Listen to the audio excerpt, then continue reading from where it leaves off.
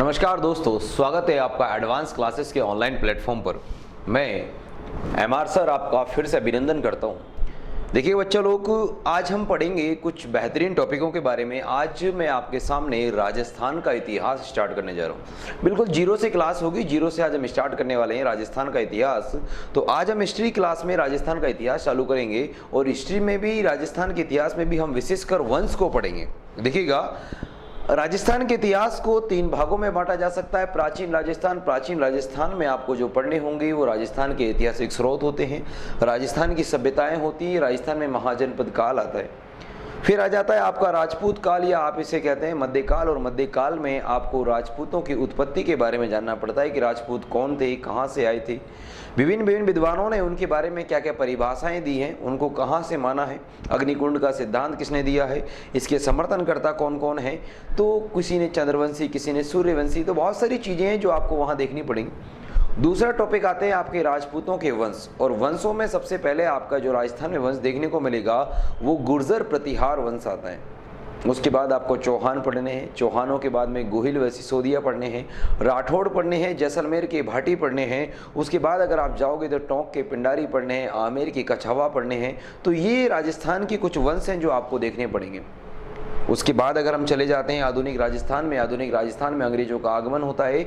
और अंग्रेजों का आगमन होने के बाद वो कुछ नीतियां बनाते हैं और उन नीतियों के तहत वो राजस्थान के राजाओं के साथ सहायक संधियां करते हैं, जिसे आर्थिक पार्थक्य की संधि भी कहा जाता है। तो वो आपको वहाँ पढ़नी पड़ेंगी। जैसे आर्थिक पार्थक्य की संधियां होती है तो उसके बाद में जब वो शोषण करने लग जाते हैं अंग्रेज, तो शोषण करने के साथ ही पूरे भारत में एक बहुत बड़ा विद्रोह होता है, जिसे हम 1857 का विद्रोह कहते हैं।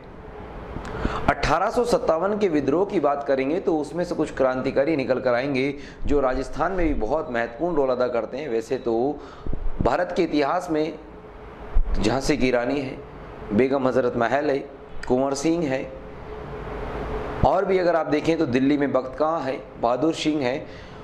तो ऐसे कई सारे नेता हैं, उनको हमें पढ़ना पड़ेगा। लेकिन राजस्थान में हम बात करेंगे तो राजस्थान में आपको डूंगर जी जवाहर जी के बारे में पढ़ना पड़ेगा। आपको डूंगर जी जवाहर जी के बाद आपको तात्या टोपे के बारे में पढ़ना पड़ेगा। तो कई सी चीज़ें होंगी जो हमें प्रमुख क्रांतिकारियों के रूप में आपको देखनी पड़ेंगी। फिर आगे आप बढ़ेंगे तो राजस्थान में एक दौर चलेगा किसानों का और एक दौर चलेगा जनजाति का। तो आपके राजस्थान के किसान आंदोलन आपको पढ़ेंगे, जिसमें आप बिजोलिया पढ़ेंगे, बेगू पढ़ेंगे, बरड़ पढ़ेंगे, शेखावटी पढ़ेंगे, नीमूचना पढ़ेंगे।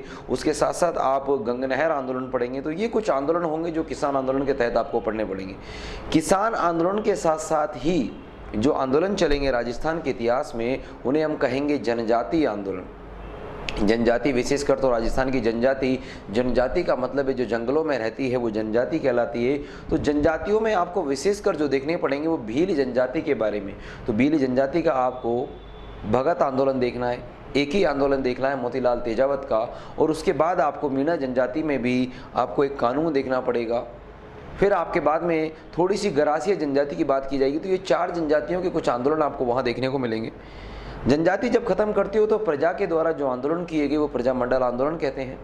राजस्थान में एक दौर आएगा जब, अगर आप, मैं ऐसे कहूँ आपसे कि पूरे भारत में अंग्रेजों को बाहर निकालने के लिए जो संगठन था उसे कहा जाता है इंडियन नेशनल कांग्रेस, भारतीय राष्ट्रीय कांग्रेस। तो भारतीय राष्ट्रीय कांग्रेस अंग्रेजों को बाहर निकालने का काम कर रही थी। तो एक तो अंग्रेजों से लड़ाई लड़ रही है भारतीय राष्ट्रीय कांग्रेस, लेकिन कुछ देसी रियासत के राजा हैं जो भी जनता का आर्थिक शोषण कर रहे थे, जनता का शोषण कर रहे थे। तो जनता का जब शोषण हो रहा था, उनकी प्रजा का जो शोषण हो रहा था, तो उसी देसी रियासतों में हम ये कह सकते हैं कि उत्तरदायित्व सरकार की ऐसी सरकार बनाई जाए जो जनता का प्रतिनिधित्व करे, ऐसी सरकार बनाई जाए जो जनता के हितों के बारे में सोचे, ऐसी सरकार बनाई जाए जो जनता के कल्याण का काम करे, और ऐसी सरकार बनाई जाए जहां जनता के द्वारा चुने गए प्रतिनिधि भाग लें।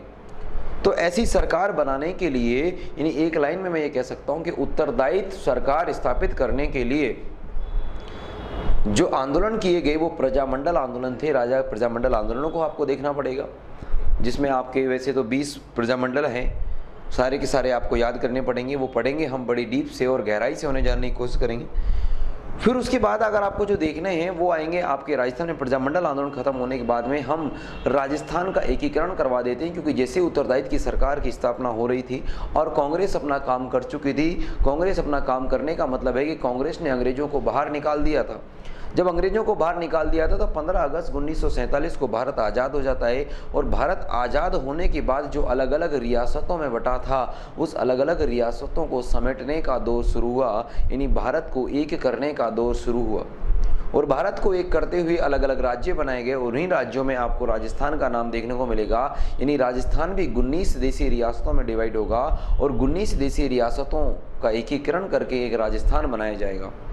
तो हम वो प्रोसेस देखेंगे कि 7 फेरे कैसे हुए थे राजस्थान के।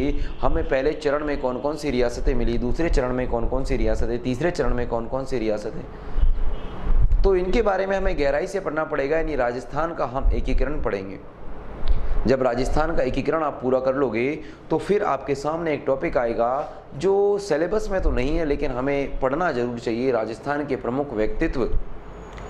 क्योंकि यहाँ से एक आधा क्वेश्चन हर एग्जाम में बनता है। राजस्थान के प्रमुख व्यक्तित्व के रूप में आप, मैं कहूँ कि अर्जुन लाल सेठी को देखोगे, केसरी सिंह बाराहट को देखोगे, जोरावर सिंह बाराहट को देखोगे, गोपाल सिंह खरवा को देखोगे, सागरमल गोपा को देखोगे। तो ऐसे कुछ चुनिंदा व्यक्तित्व होंगे जो राजस्थान की राजनीति में या राजस्थान के इतिहास में महत्वपूर्ण अपना रोल अदा करते हैं, तो उनको हमें पढ़ना पड़ेगा।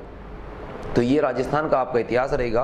तो मैंने कहा है कि मैं आज राजपूतों और राजपूतों में राजपूतों की उत्पत्ति को छोड़ते हुए राजपूतों के वंश को स्टार्ट करता हूँ। तो आज हम बात करेंगे राजस्थान का इतिहास। तो मैं आपका फिर से स्वागत करता हूँ। आ जाइए बोर्ड पर, राजस्थान के इतिहास के बारे में हमारा टॉपिक चलेगा। तो ये एडवांस क्लासेस के ऑनलाइन प्लेटफॉर्म पे आपका स्वागत है।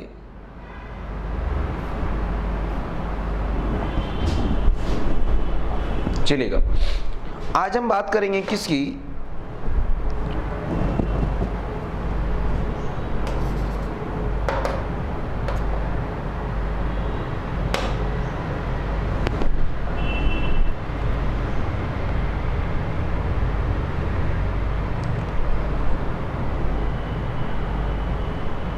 चलेगा। देखिएगा, बड़ा प्यारा टॉपिक आपके सामने लेकर आ रहा हूं मैं, और बड़ा प्यारा टॉपिक है राजस्थान के प्रमुख राजवंश। राजस्थान के प्रमुख राजवंश।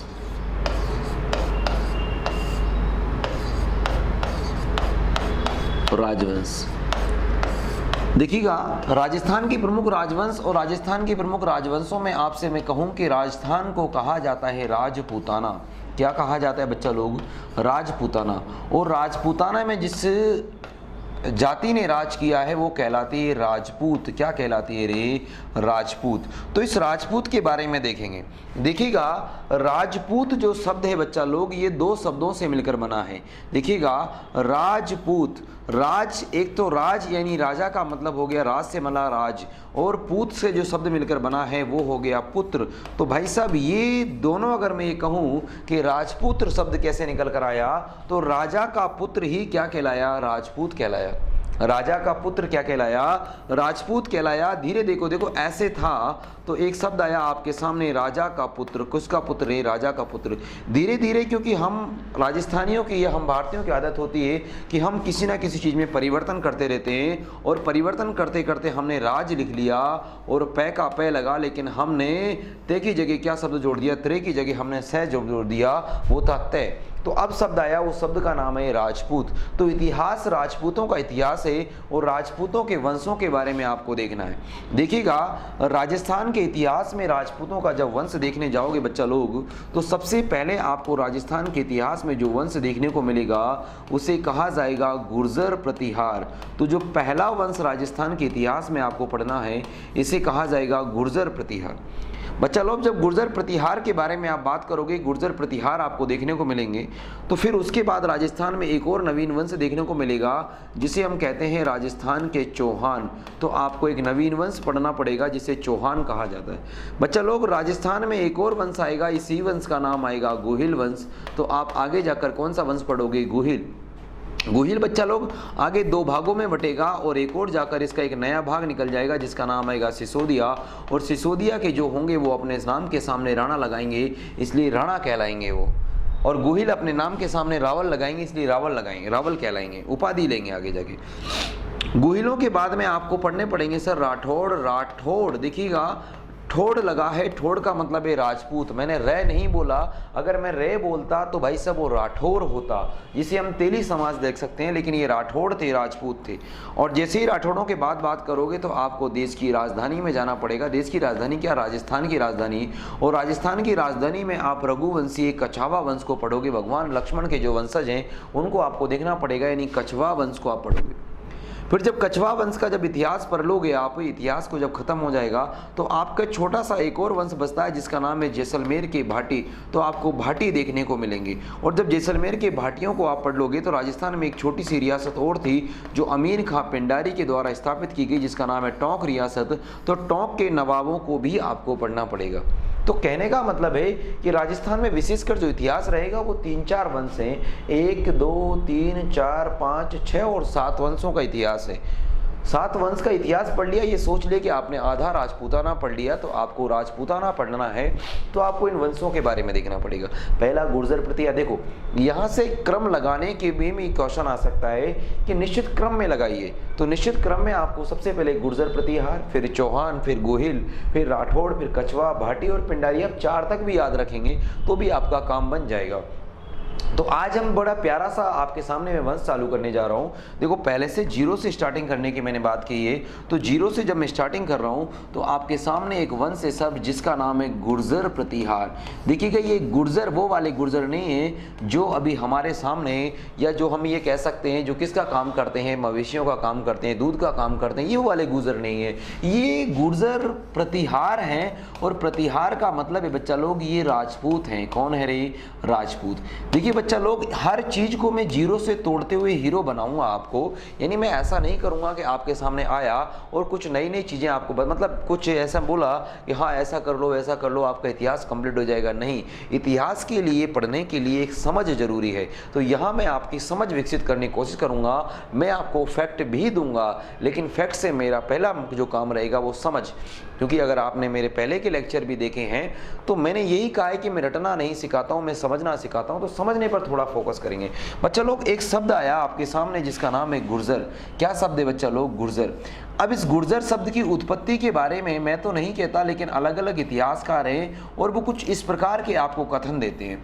देखो बच्चा लोग क्या कहते हैं, मान लीजिए कि ये हमारा राजस्थान है। थोड़ा सा मैं आपके सामने और चलूंगा। मान लीजिए राजस्थान से पहले ये मान लीजिए कि मैं आपके सामने एक मैप ड्रॉ करने की कोशिश करता हूँ। बच्चा लोग जैसे बने वैसे थोड़ा सा कोऑपरेट कीजिएगा कि ये मैप कैसे बनेगा। क्योंकि देखो मैं हिस्ट्री का टीचर हूँ, मैं ज्योग्राफी का टीचर नहीं हूँ। फिर भी हम कोशिश करेंगे राजस्थान के एक मैप को बनाने की। और इस मैप की अगर हम बात करें तो ये हमारे भारत का मैप होगा। ठीक है बच्चा लोग, अगर मैं थोड़ा सा आपके सामने इस तरीके का मैप डिज़ाइन करूँ, चलिए मैं पूरा नहीं बना रहा हूँ, वैसे तो ये पूरा बन गया है। तो ये हम ये कह सकते हैं कि भारत का मैप है। थोड़ा सा उटपटांग बना होगा, जो भी लगेगा आपको बच्चा लोग ध्यान रखिएगा। और मैं राजस्थान के मैप को इस प्रकार से बनाता हूँ। ये मान लीजिए हमारा राजस्थान है और जैसे कि आपको पता है राजस्थान की आकृति पतंगाकार है। कैसी आकृति है, पतंगाकार।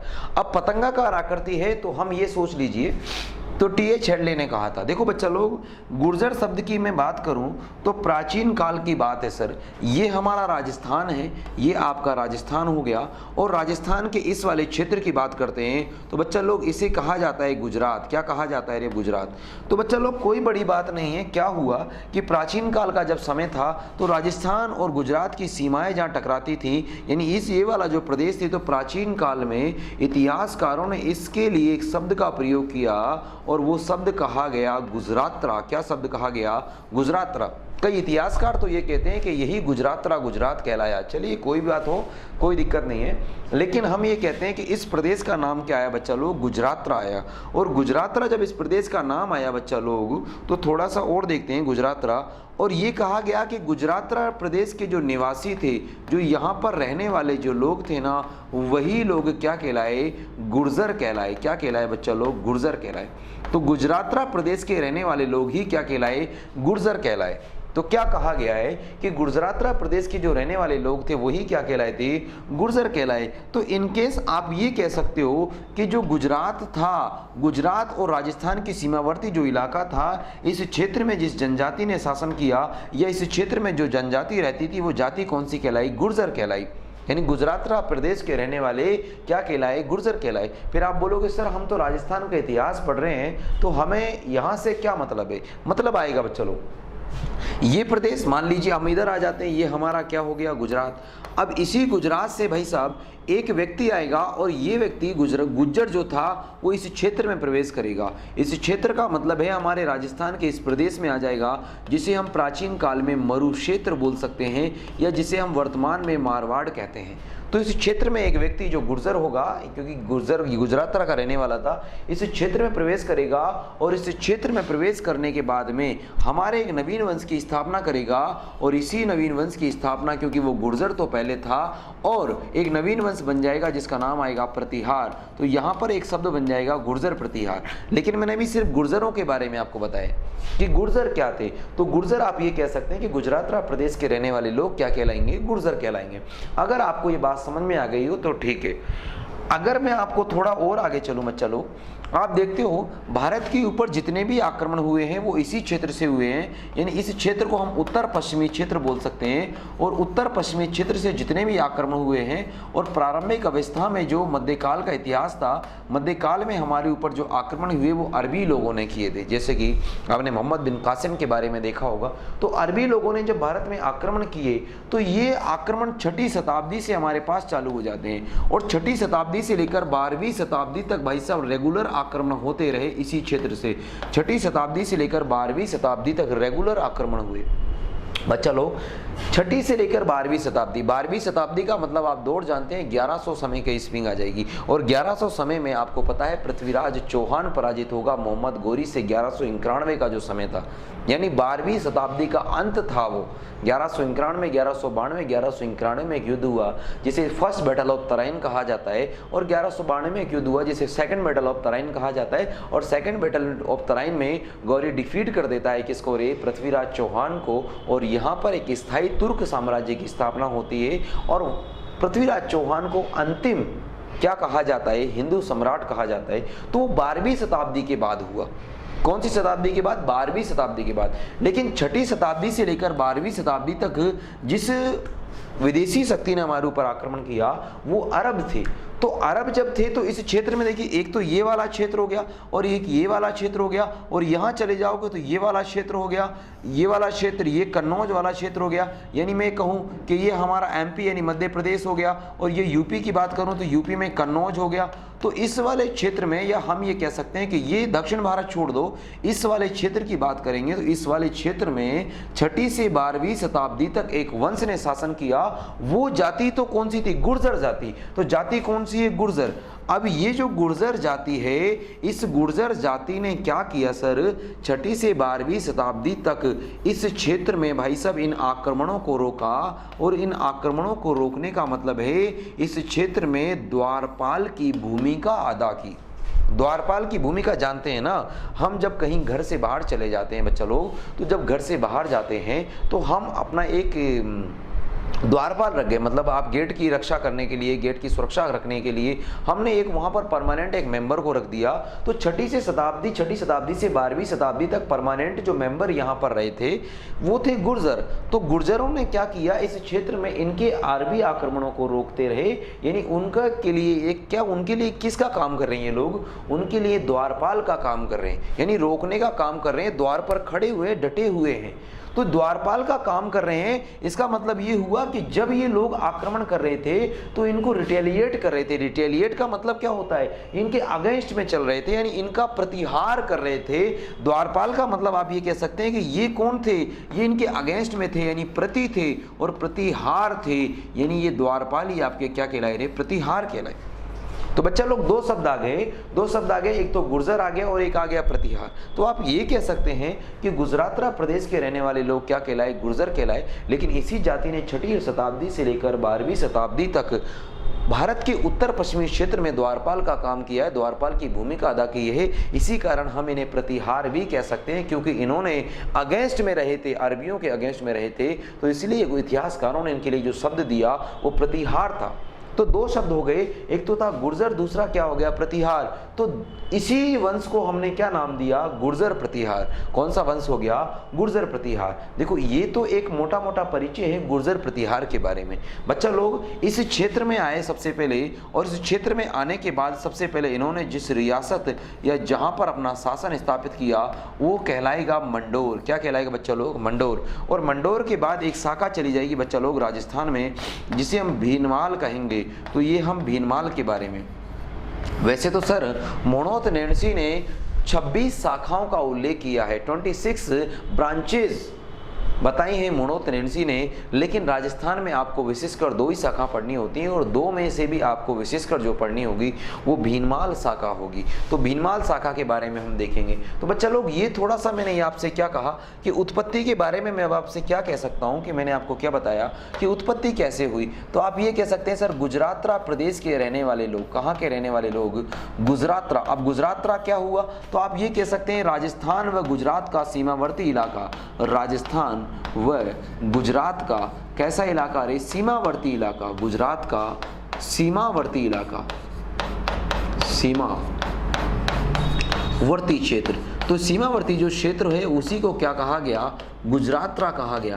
तो गुजरातरा प्रदेश के जो रहने वाले लोग थे वो उन लोगों के लिए जो शब्द आया उन्हें क्या कहा गया, गुर्जर कहा गया। क्या क्या गया बच्चा लोग, गुर्जर कहा गया। तो ये एक बार थोड़ा सा आपको समझ में आना चाहिए कि गुर्जर हो गए। अब मैं ये कह दूं कि 6ठी से 12वीं शताब्दी तक, यानी 6ठी से ले 12वीं शताब्दी तक इन लोगों ने, किन लोगों ने, इन लोगों ने, यानी इस जाति ने, किस जाति ने, इस जाति ने, अब इस जाति का नाम क्या हो गया, गुर्जर जाति। इस जाति ने क्या किया है, अरबियों से, किससे रे, अरब से या अरब आक्रमण से, अरब आक्रमण से, अगर अरब आक्रमण से भारत की सुरक्षा की है। किसकी की है रे, भारत की सुरक्षा की है। भारत की क्या की है, सुरक्षा की है। और जब सुरक्षा की है, सुरक्षा की है, अर्थात आप ये कह सकते हैं, अर्थात द्वारपाल की भूमिका निभाइए। किसकी भूमिका रे, द्वारपाल, द्वारपाल की क्या निभाइए, भूमिका निभाइए। तो द्वारपाल की क्या निभाई थी, भूमिका, भूमिका निभाई।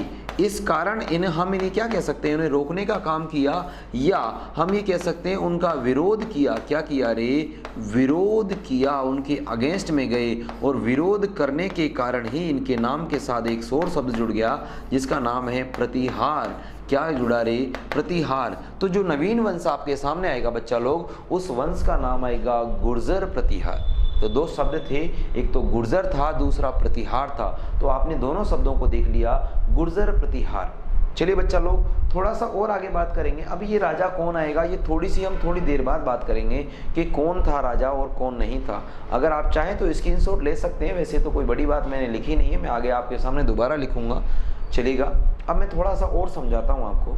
चलो, जब हमने छेड़ ही दिया है उत्पत्ति को, तो हम इनकी पूरी उत्पत्ति के बारे में देखते हैं कि इनकी उत्पत्ति कहाँ से मिलती है, कहाँ से नहीं मिलेगी।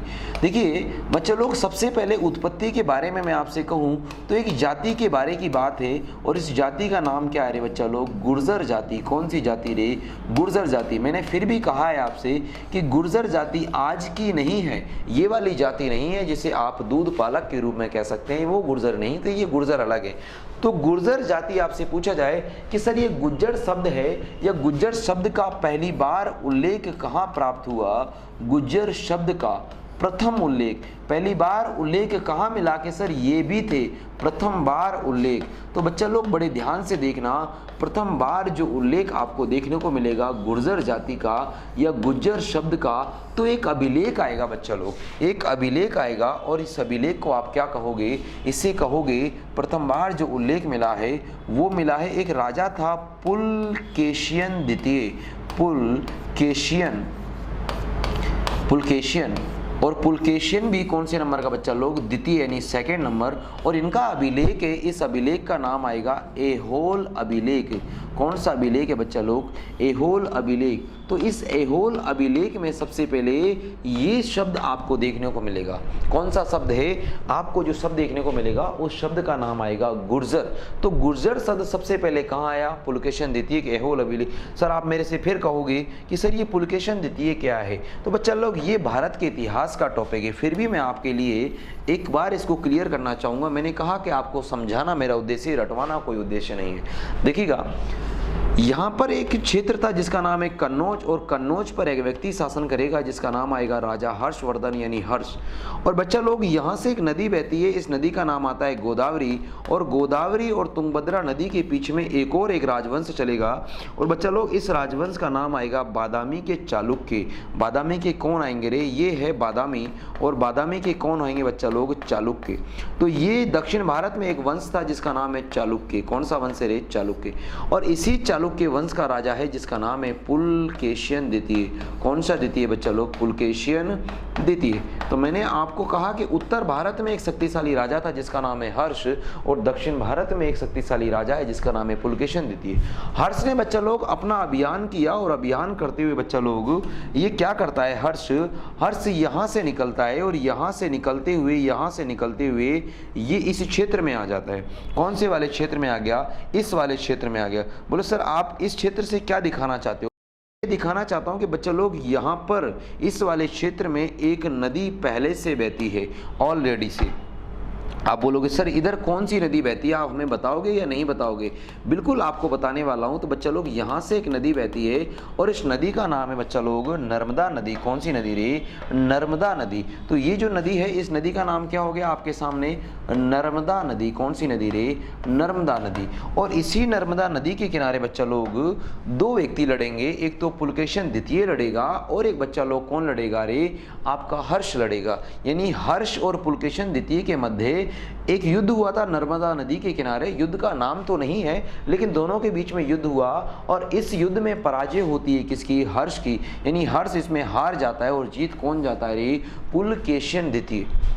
तो ये दक्षिण भारत के चालुक्य राजवंश का, बादामी के चालुक्यों का एक शासक था। तो इस पुलकेशियन द्वितीय ने अपनी विजयों का उल्लेख करवाया है ऐहोल अभिलेख में। और ऐहोल अभिलेख में ये कहता है कि जब मैं हर्ष से युद्ध लड़ रहा था, यानी उत्तर भारत में मेरा जब युद्ध हो रहा था, तो उत्तर पश्चिमी क्षेत्र में एक जाति राज कर रही थी। एक जाति का बड़ा दबदबा था। उस जाति का नाम क्या है बच्चा लोग? गुर्जर जाति। कौन सी जाति? गुर्जर जाति। तो गुर्जर जाति का उल्लेख सबसे पहले उत्तर भारत की राजनीति में करने वाला व्यक्ति कौन था रे? पुलकेशियन है। और पुलकेशियन द्वितीय का भी कौन सा अभिलेख है रे? हर्ष का अभिलेख है। और हर्ष का अभिलेख का मतलब कौन सा अभिलेख है? ये मतलब हर्ष का क्या? पुलकेशियन द्वितीय का अभिलेख है। और पुलकेशियन द्वितीय का जो अभिलेख है, उस अभिलेख का नाम है ऐहोल अभिलेख। तो आपके सामने मैंने एक चीज क्लियर करी है, ये वाली चीज थोड़ा सा और मैं इसको चलेगा। तो ये पहला शब्द आपके सामने आया कि गुर्जर जाति का सबसे पहले उल्लेख कहाँ मिलता है, तो ये हो गया। दूसरी बात करेंगे हम, क्योंकि इनकी उत्पत्ति देख रहे हैं, और उत्पत्ति के बारे में बच्चा लोग, इनके बारे में एक सिद्धांत दिया है, और ये सिद्धांत है बच्चा लोग अग्निकुंड का सिद्धांत। कौन से कुंड का सिद्धांत? अग्निकुंड का सिद्धांत। अब ये आपने पढ़ा होगा, और नहीं पढ़ा है तो एक बार दोबारा देख लेना, अग्निकुंड का सिद्धांत। बच्चों लोग, अगर मैं आपसे कहूँ कि अग्निकुंड का जो सिद्धांत है, ये देने वाला कौन है, किसने इस सिद्धांत को दिया है, तो आपका आंसर आना चाहिए सर वैसे तो और भी राजा हैं, लेकिन हम विशेषकर बात करें तो ये सिद्धांत दिया है चंद्रवर्धई ने। राजा क्या, मैं इतिहासकार, सॉरी, तो इतिहासकार की बात करूंगा, और इतिहासकार में भाई साहब एक इतिहासकार था चंद्रवर्धई। पृथ्वीराज चौहान का दरबारी कवि है चंद्रवर्धई, पृथ्वी भट्ट के नाम से भी इसे जाना जाता है। और इनमें से कहाँ दिया है बच्चा, तो आप ये कहोगे सर ये कहाँ पर हमें देखने को मिलेगा, तो बच्चा लोग ये आपको देखने को मिलेगा एक किताब में, और इस किताब का नाम है पृथ्वीराज रासो। कौन सी रासो? पृथ्वीराज रासो। और इसी सिद्धांत को आगे सूर्यमल मिश्रण हैं, उन्होंने भी इसका समर्थन किया है, और भी कई इतिहासकार आएंगे जो इनका समर्थन करेंगे। तो पृथ्वीराज रासों में, और पृथ्वीराज रासों में चंद्रवर्धई एक कहानी कहते हैं, और वो कहानी क्या है, और वो कहानी थोड़ा सा समझना कि क्या कहते हैं। एक कहानी है, और कहानी में ये कहते हैं कि एक पर्वत हुआ करता था, और इस पर्वत का नाम है आबू पर्वत। कौन सा पर्वत रे? आबू पर्वत। मान लीजिए कि ये पर्वत है, और इस पर्वत का नाम है बच्चा लोग आबू पर्वत। कौन सा पर्वत? आबू। आप हमारे राजस्थान में सिरोही में एक पर्वत पड़ता है आबू, और इस आबू पर्वत पर एक व्यक्ति तपस्या करते थे, और इन व्यक्तियों का नाम है भाई साहब है गुरु वशिष्ठ। हम ये कह सकते हैं ये जो गुरु जी थे, ये गुरु कौन थे? वशिष्ठ थे। और ये जो वशिष्ठ थे भाई साहब, क्योंकि देखो सज्जन आदमी है, सज्जन आदमी का मतलब है आध्यात्मिक प्रवृत्ति के आदमी है, और आध्यात्मिक प्रवृत्ति का जो आदमी होगा वो यज्ञ करेगा, हवन करेगा, कुंड करेगा। तो ये अपना एक हवन कुंड इन्होंने यहाँ पर बनाया हुआ था, और इस हवन कुंड में बैठे बैठे तपस्या करते थे, कुछ भी करते रहते थे। यानी ये हवन कुंड बड़ा अच्छा था, यहाँ पर हवन कुंड चल रहा था, अग्निकुंड चल रहा था, आप ऐसे कह सकते हैं अग्निकुंड। अब देखिएगा, आज की पीढ़ी की हम जिन्हें उठाईगिरे कहते हैं, आज की पीढ़ी यानी वर्तमान में जिन्हें हम उठाईगिरे कहते हैं, और उस टाइम पे इनको उठाईगिरों के लिए एक शब्द यूज किया जाता था, वो होते राक्षस। क्या होते थे सर? राक्षस। फिर आप कहोगे सर ये क्या हुआ? कि देखो कुछ नहीं है, आज के आपने देखा ना, कुछ ऐसे लोग होते हैं जो समाज में अपवाद होते हैं, जिन्हें दूसरे के काम में टांग अड़ाने की बहुत ज़्यादा आदत होती है। खुद का काम तो सही चल रहा है, नहीं चल रहा है, कोई दिक्कत नहीं है, लेकिन दूसरे के काम में वो बड़ा टांग अड़ाने की कोशिश करते हैं, तो उन्हें हम प्राचीन काल में राक्षस कहते थे। तो चंद्रवर्धा ये कहते हैं कि कुछ राक्षस लोग थे। राक्षस लोगों का आपको जानते हैं, खाने पीने का कुछ अलग ही रोल होता है, विस्की रम वम, दारू मारू, मदिरा वदिरा जो भी है आप जानते हैं, नॉनवेज वोजे, तो वो ये काम करते थे। तो भाई साहब क्या है कि गुरुजी जब तपस्या कर रहे थे, उन्होंने कुछ भी किया, हड्डी वड्डी खाई, चिकन विकन खाया, और भाई साहब ये चिकन के पीस डायरेक्ट कहाँ डाल दिए रे, लेग पीस कहाँ डाल दिए? इसमें डाल दिया हवन कुंड में, यानी हड्डियां इसमें डाल दी। जब हड्डियां इसमें डाली तो गुरु वशिष्ठ का अग्निकुंड जो था वो भस्म हो गया। भस्म का मतलब एक तरीके से असफल रहा। तो गुरुजी को गुस्सा आया कि यार इनसे लड़ाई करनी पड़ेगी। अब गुरुजी तो लड़ाई नहीं कर सकते ना, आप जानते हो गुरुजी बेचारे सज्जन आदमी है, ज़्यादा है नहीं, दो हाड़ पसली के आदमी भी नहीं है, अगर राक्षस है भाई सब आप जानते हो, उनके पर लड़ाई करने के लिए अगर एक चपाट मार दी तो भाई सब गुरुजी का तो काम तमाम हो जाएगा। और वैसे भी सज्जन आदमी दिमाग ज्ञानी इंसान है, और ज्ञानी इंसान कभी लड़ता नहीं है। ज्ञानी इंसान भाई साहब अपना प्रतिनिधित्व उतारता है। तो इन्होंने हवन कुंड में कुछ तंत्र मंत्र जो भी इनके पास था, कुछ ज्ञान व्यान नॉलेज थी, और कहा जाता है कि तंत्र मंत्र डाला, और तंत्र मंत्र डालने के बाद में बच्चे लोग इस हवनी कुंड से, इस हवन कुंड से एक बच्चा पैदा किया। क्या बच्चा पैदा किया? एक बच्चा पैदा किया। इस हवन कुंड से एक बच्चा निकल कर आया। बोले सर इस बच्चे का नाम क्या रखोगे? चलो ठीक है, कोई भी नाम होगा। इस बच्चे का नाम इतिहासकारों ने कहा है कि सर ये जो बच्चा आया था ये रहेगा, इसको जो एक वंश निकल कर आया इसी को कहा जाएगा प्रतिहार। क्या कहा जाएगा बच्चा लोग? प्रतिहार। तो मैं यही कह रहा था आपको, वैसे तो मैं 4 बच्चे निकालूंगा आपके सामने। तो अग्निकुंड के सिद्धांत के अनुसार हमें सबसे पहले जिस जाति का उल्लेख प्राप्त होता है वो जाति कौन सी है? प्रतिहार। और प्रतिहार जाति का उल्लेख कौन से कुंड के सिद्धांत के अनुसार? अग्निकुंड के सिद्धांत के अनुसार पृथ्वीराज रासों में किसने दिया है? चंद्रवर्धा ही ने दिया है। और गुरु वशिष्ठ के अग्निकुंड से पहला जो बच्चा आया वो आया प्रतिहार। बच्चा लोग ये युद्ध करने के लिए गया, कहा जाता है कि ये युद्ध नहीं कर पाया, करा भी सही लेकिन हार गया। नाम के पीछे भी हार जुड़ा है, तो आप याद रख सकते हो।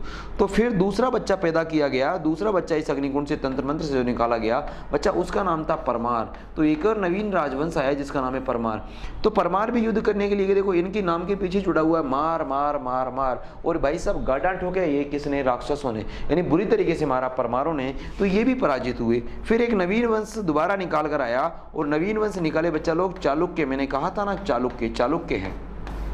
और अंत में जो बच्चा निकल कर आएगा बच्चा लोग, उसे कहा जाएगा चौहान। क्या कहा जाएगा? रे चौहान। तो ये कहा गया कि ये एक योद्धा था, और इस योद्धा ने इन राक्षसों को पराजित किया, और ये कई सारी कहानी आपको मिलेगी। तो ये कहानी है, देखो कहने का मतलब है, तो आप एक निश्चित क्रम याद रखिएगा कि गुरु वशिष्ठ के अग्निकुंड से कितने बच्चे पैदा हुए थे? तो 4 बच्चे पैदा हुए थे, प्रतिहार, परमार, चालुक्य, चौहान।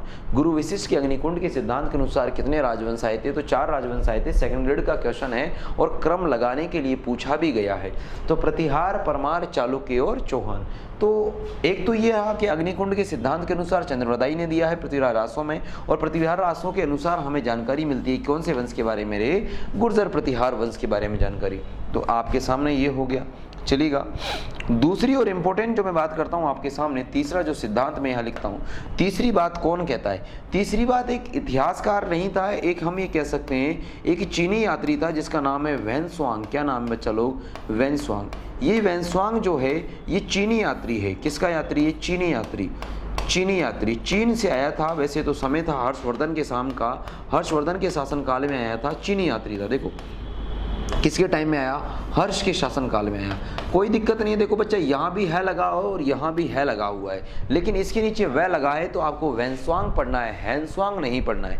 वह आप अगर हिंदी साहित्य के स्टूडेंट है, अगर हिंदी आपने पढ़ा हो तो नीचे जो शब्द जुड़ा होता है वो पूरा होता है। तो ये पूरा जो शब्द है वो वह है, और वह के बाद है तो वेनस्वांग पढ़ना है, वेनस्वांग पढ़ना है, हेवेनस्वांग नहीं पढ़ना।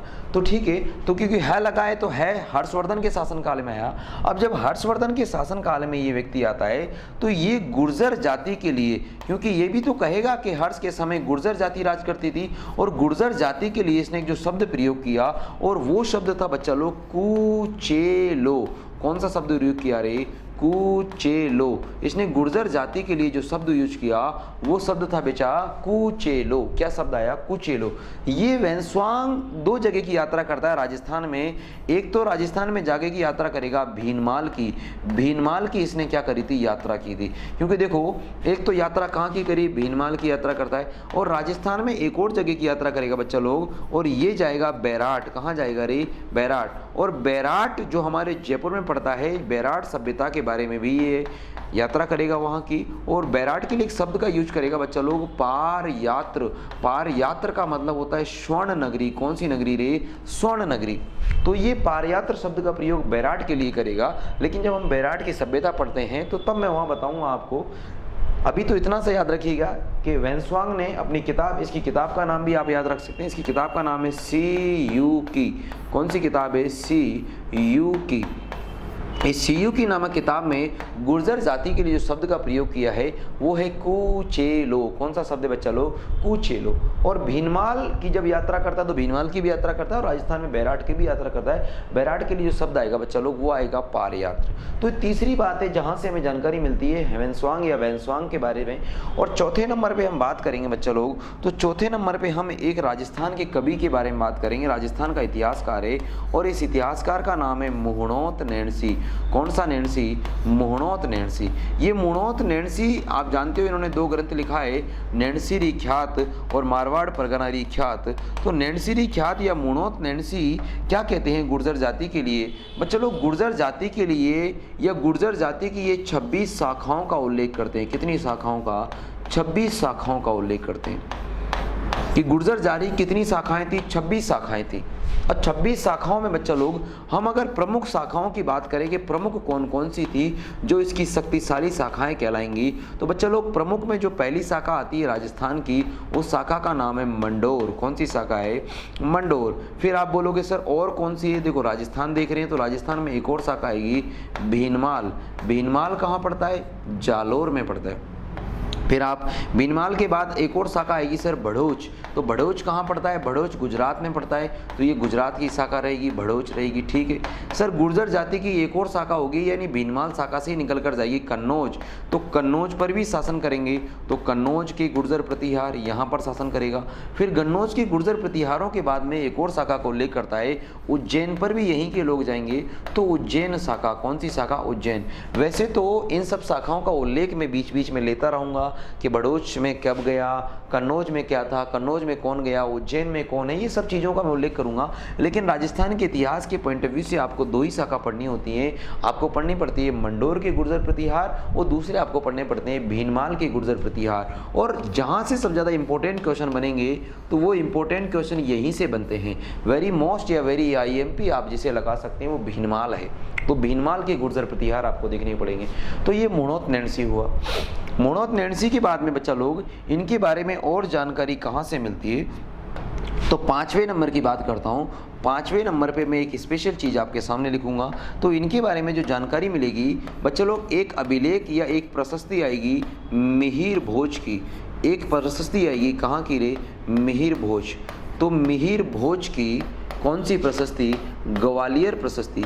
मिहिर भोज एक राजा बनेंगे आगे जाकर, जिन्हें गुर्जर प्रतिहार वंश का पितृहंता भी कहा जाता है, और इन्हीं ने एक प्रशस्ति लिखवाई थी ग्वालियर प्रशस्ति। तो मिहिर भोज की जो ग्वालियर प्रशस्ति है, इससे भी इस वंश के बारे में जानकारी मिलती है।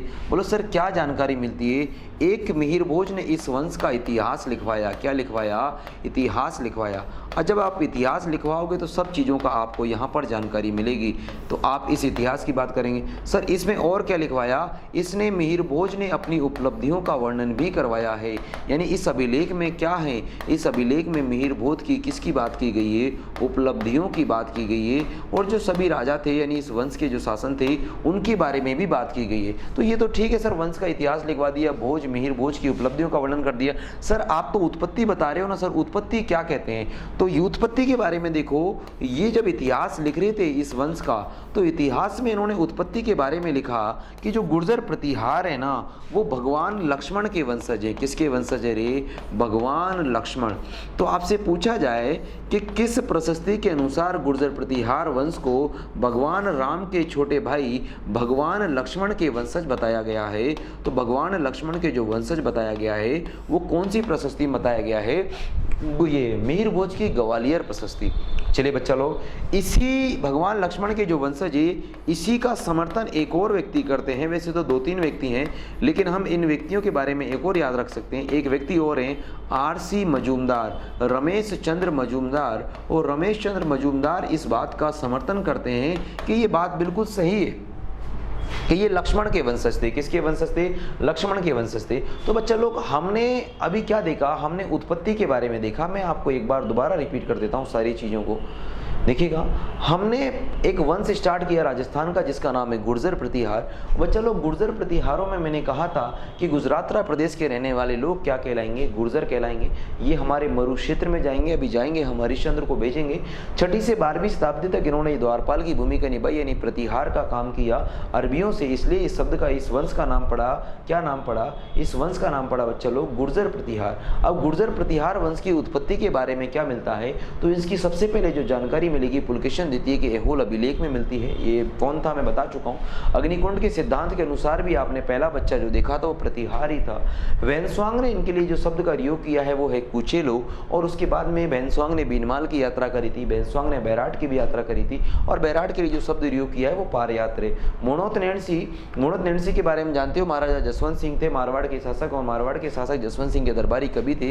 1 लाख रुपए गबन का आरोप लगा था, उस कारण सुंदरदास अपने भाई के साथ ये आत्महत्या कर लेते हैं। तो कई सारी कहानियां हैं। तो 26 शाखाओं को उल्लेख करते हैं, उसमें से प्रमुख है मंडोर, बीनमाल, बड़ोच, कन्नौज, उज्जैन। और विशेषकर आपको मंडोर और बीनमाल देखनी है, और उसमें से भी आपको विशेषकर जो देखनी है वो बीनमाल की गुर्जर प्रतिहार देखनी है। फिर मैंने कहा कि सर मिहिर भोज की ग्वालियर प्रशस्ति, और मिहिर भोज की ग्वालियर प्रशस्ति में इस वंश का इतिहास लिखा है, मिहिर भोज की उपलब्धियों का वर्णन है। और जब इस वंश का इतिहास लिख रहे थे तो जो उत्पत्ति बताई गई है वो भगवान राम के जो भाई थे लक्ष्मण, उनसे इनकी उत्पत्ति बताई गई है। तो बच्चा लोग, ये छोटी सी क्लास थी, आपके एक वंश के बारे में छोटा सा मैंने इंट्रोडक्शन दिया जिसका नाम है गुर्जर प्रतिहार वंश। अगर आपको ये क्लास समझ में आ गई है तो एक बार थम्स अप बनाइएगा, और फिर हम नेक्स्ट क्लास में इसी वंश को आगे बढ़ाएंगे। क्योंकि मैंने कहा है कि 0 से स्टार्ट किया है, तो 0 से स्टार्ट करते हुए हम आगे समझते हुए इसको शिद्दत से पढ़ते हुए आगे चलेंगे। तो आज के लिए इतना ही। जय हिंद, जय भारत।